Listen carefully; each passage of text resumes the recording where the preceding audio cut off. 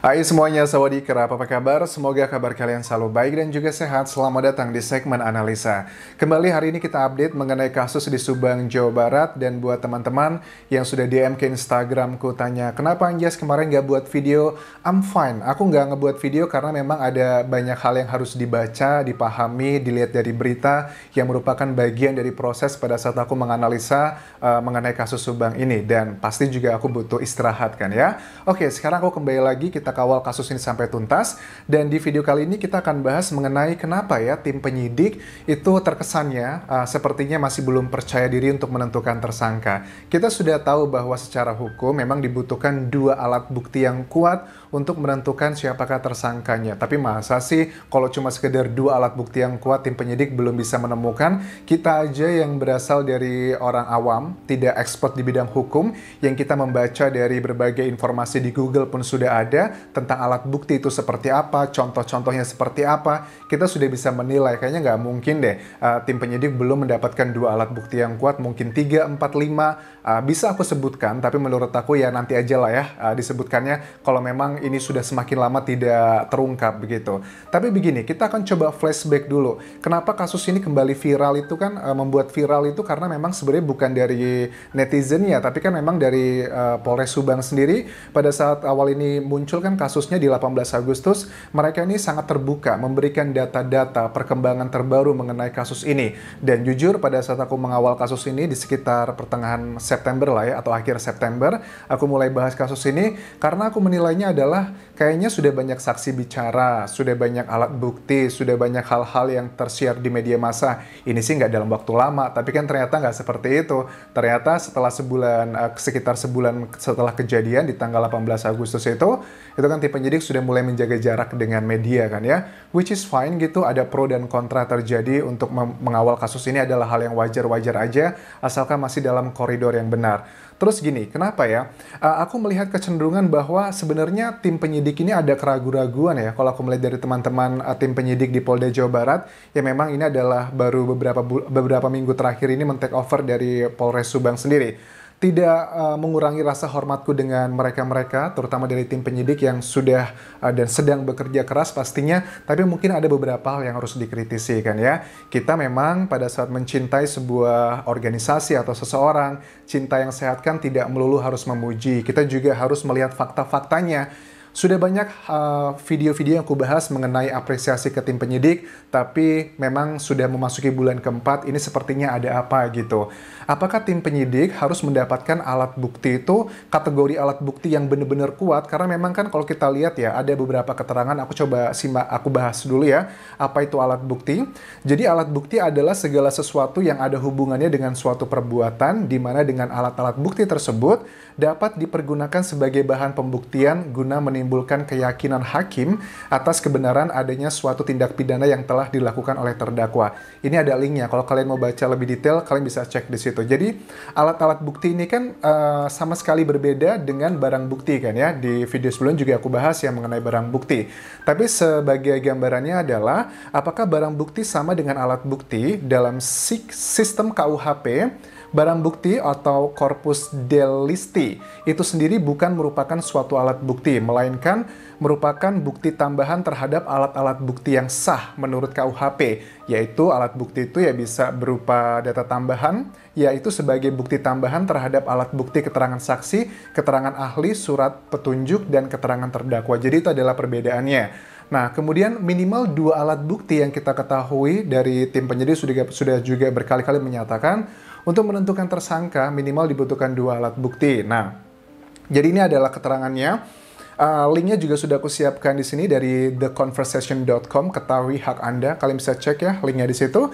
Mahkamah Konstitusi mendefinisikan bukti permulaan yang cukup sebagai minimal dua alat bukti sebagaimana diatur dalam pasal 184 KUHP, yakni keterangan saksi, keterangan ahli, surat petunjuk, atau keterangan terdakwa. Tanpa adanya minimal dua alat bukti tersebut, petugas kepolisian tidak dapat melakukan penangkapan. Oke, tapi gini ya, kalau memang alat bukti yang dibutuhkan dari tim penyidik untuk merasa percaya diri, bukti di mana ada saksi mengatakan dia melihat orang-orang yang pelakunya itu melakukan eksekusinya, apakah itu sudah bisa langsung diambil sebagai alat bukti yang kuat? Menurut aku juga belum tentu ya, karena dengan perkembangan kasus ini bisa aja pada saat seseorang mengklaim saksi gitu ya, bahwa dia melihat ini, melihat itu bisa aja malah justru tidak benar. Tapi kalau mungkin ada kecenderungan, ada sebagian tim penyidik yang berpikir alat bukti yang kuat itu adalah alat bukti misalnya CCTV yang melihat merekam pada saat terjadi pembunuhan, atau ada saksi yang melihat saat itu memang dia di lokasi melihat orang itu melakukan eksekusinya. Nah, kalau kita lihat perkembangan kasus ini kayaknya agak sulit kalau untuk menentukan alat buktinya dari hal-hal yang sifatnya seperti itu. Padahal dalam undang-undang pun ternyata alat bukti kan tidak hanya merujuk kepada hal-hal yang sifatnya secara fisik yang bisa dibuktikan orang dengan panca inderanya. Tapi kan ada juga nih, ada keterangan ahli.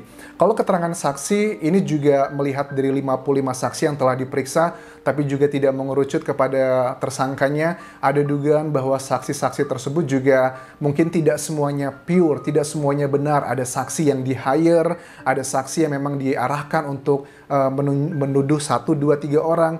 Ini ada kemungkinan di situ. Makanya di lapangan kalau terus dicari dari data ini kayaknya agak semakin sulit ya. Nggak tahu apakah tahun ini akan selesai, atau 10 tahun lagi, atau 20 tahun lagi. We never know about this one. Kalau keterangan saksi menurut aku agak sulit sekali untuk masuk melalui jalur ini untuk menentukan tersangkanya.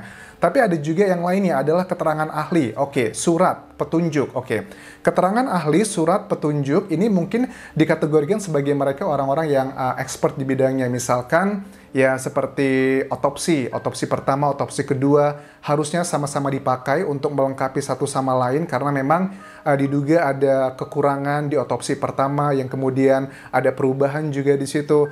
Nah, dari sini juga sebenarnya bisa masuk ke dalam alat bukti nih yang kuat. Tapi sebenarnya gini, kalau dari alat bukti mengenai yang surat ya, ahli, karena kan kalau aku pahami secara aku baca, karena aku bukan ahli di bidang hukum, tapi sekali lagi ya, orang benar bilang bahwa untuk membahas sebuah kasus kita harus expert di bidangnya. Betul banget. Tapi kalau untuk memahami informasi, apalagi hal seperti ini, yang dibutuhkan adalah kemampuan bagaimana kita mengolah informasi, menyederhanakannya dan menyampaikan ke publik. Ini kurang lebih adalah kemampuan yang dibutuhkan oleh seorang jurnalis. Nah, itu adalah skill yang dibutuhkan. Tapi kalau skill untuk membahas mengenai apakah surat ini mungkin seandainya begini, ada temuan dari tim penyidik, misalnya DNA tertentu atau jejak tubuh seseorang tertinggal di situ, itu mereka meminta ke tim yang melakukan otopsi mungkin atau penganalisan laboratorium DNA sidik jari, mereka meminta suratnya, tim penyidik. Setelah dari situ surat ini nanti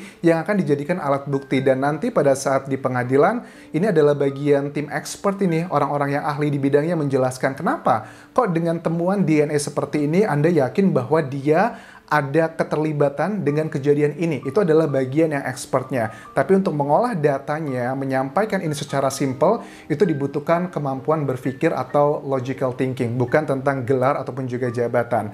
Nah, menurut aku kalau dari kasus ini, kita nggak bisa rely dari keterangan saksi atau keterangan terdakwa. Bahkan juga kita tahu ya, aku sempat ngobrol dengan Dr. Hastri bahwa beliau mengatakan tidak lagi dibutuhkan pengakuan, tapi adalah dari alat bukti yang mengarah ke tersangkanya sendiri. Ada 3 kemungkinan yang bisa mengarah menjadikan alat bukti adalah mungkin ya keterangan ahli, surat, dan petunjuk ini. Ya, aku sebenarnya pengen ngomong ya, beberapa alat bukti yang sudah tercium di media massa, itu aku yakin banget, itu mungkin hanya sekitar 40%-nya yang sudah dicium oleh media massa, tapi di dalam tim penyidik BAP atau temuan-temuan dari hasil otopsi yang dibantu oleh Mabes Polri sendiri, dari situ juga pasti akan ada banyak ya temuan-temuan lainnya. Misalkan, kalau kita tahu yang sudah tersebar di media massa, ada berbagai jenis merek puntung rokok. Itu adalah yang pertama. Kedua, ada juga kalau aku lihat keterangan-keterangan di media massa, ada sidik jari yang masih tertinggal di lokasi kejadian ataupun juga di mobil. Itu adalah yang kedua. Ketiga juga kita lihat ada jejak DNA yang berasal dari pelaku juga tertinggal di lokasi kejadian yang berasal dari mungkin dari darah gitu kan ya. Karena mungkin juga ada darah yang terciprat di mungkin sejumlah saksi ataupun juga di tempat-tempat tertentu, itu juga ada. Kemudian juga kita melihat CCTV. Kalau CCTV aku menilai sepertinya tidak terlalu kuat, tidak akan bisa masuk dari sini karena ada dugaan si pelaku, dalang, orang yang membantu, orang yang mengetahui, mereka sudah tahu banget lokasi kejadian, jadi mereka tahu bagaimana menghindari titik-titik CCTV yang memang sedang aktif. Dan aku juga menduga bahwa pada saat mereka tahu lokasi CCTV yang aktif, tidak hanya mereka menghindari pada saat terjadinya eksekusi, tapi juga mereka sengaja menunjukkan dirinya di CCTV tersebut untuk memuluskan framing-framing mereka. Itu ada kemungkinan di situ juga, karena makanya aku menilai bahwa kalau untuk CCTV juga sepertinya sulit. Kalau tim penyidik kekeh gitu pengen mencarinya dari CCTV baru pede gitu, kayaknya agak sulit. Kemudian juga kalau dari jejak handphone yang berasal dari BTS, ini juga ada dugaan kenapa dengan handphone dari banyak saksi yang sudah diperiksa oleh tim penyidik berhari-hari bahkan berminggu-minggu, bahkan juga ada salah satu handphone dari saksi yang sampai sekarang masih belum dikembalikan sepertinya.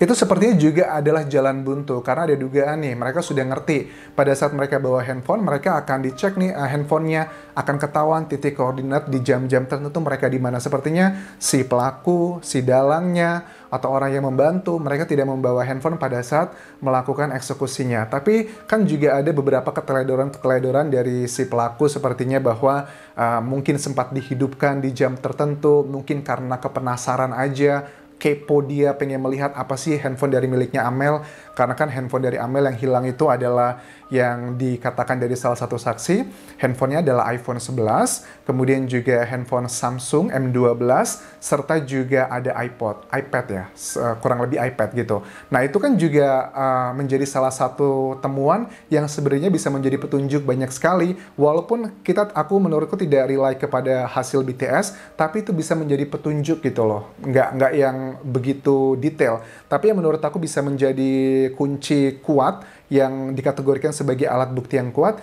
Ini menurut aku bisa dalam kategori yang keterangan ahli ataupun surat atau petunjuk ini sih. Jadi kalau tim penyidik ada kecenderungan aku melihat nggak mau mengumumkan tersangkanya karena belum mendapatkan keterangan dari saksi. Justru menurut aku keterangan dari saksi itu yang nanti akan sangat mudah dipatahkan gitu. Well, ini adalah pendapat opiniku kalau kita lihat dari berita-berita yang sudah tersebar di media massa. Dan kasus ini sekali lagi teman-teman ya, ini bukan kasus yang baru sebulan 2 bulan, ini sudah memasuki bulan keempat.